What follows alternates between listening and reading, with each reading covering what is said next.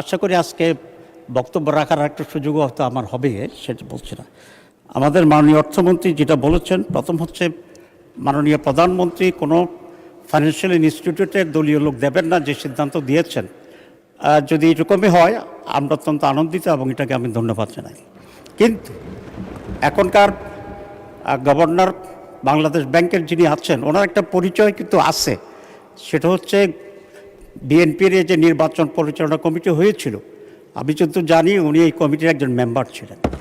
সুতরাং তথ্যগত যে বিভ্রান্তিটা তৈরি হয়েছে এটার মনে দূর হওয়া উচিত, এবং উনি যদি এরকম পরিচয় থাকে তাহলে মাননীয় প্রধানমন্ত্রীর সিদ্ধান্তের আলোকে ওনাকে গভর্নর থেকে বাদ দিয়ে এই সিদ্ধান্তের আলোকেই একজন যোগ্য গভর্নর নিয়োগ করা হোক, এটা আমার বক্তব্য।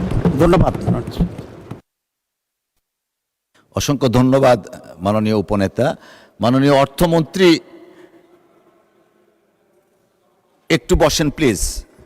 মাননীয় অর্থমন্ত্রী, এই ব্যাপারে আপনি কিছু বলবেন কিনা, যে নির্বাচন পরিচালনা কমিটিতে থাকলে দলীয় পদ কিনা? নির্বাচন পরিচালনা কমিটি, নট দল।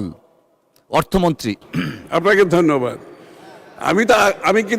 আমি কিন্তু আগেই বলেছি, মানে সংসদ সদস্য দলকে সমর্থন করা মানে দলের লোক না, আর কোন দলকে সমর্থন করে নির্বাচনী কার্যক্রমে সহায়তা করা মানে দলের লোক না।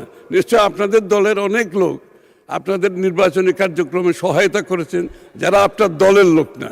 নিশ্চিতভাবে আমি বলতে পারি, এটা অস্বীকার করার সুযোগ নাই। এবং আপনি এটাকে যদি দলীয় জায়গায় নিয়ে আসেন, তাহলে দলের সমস্ত দলীয় নির্বাচনী কর্মকাণ্ডে তো অনেকেই অংশগ্রহণ করেছে। এই গভর্নরের বাইরে আরো হাজার হাজার শত শত লোক করেছে। একটা নির্বাচনী যোগ্য বাংলাদেশের নির্বাচনী যে কর্মযোগ্য, এটা একটা বিশাল কর্মযোগ্য। এখানে যারা আপনার মতাবলম্বী আপনাকে সমর্থন করে, তারা আপনাকে সহযোগিতা করতে পারে নির্বাচনী। এটার অর্থ না যে উনি বিএনপির কোনো সদস্য, ওনার কোনো সদস্যপদ নাই, প্রাথমিক সদস্যপদ নাই, দলের কোনো সদস্যপদ নাই।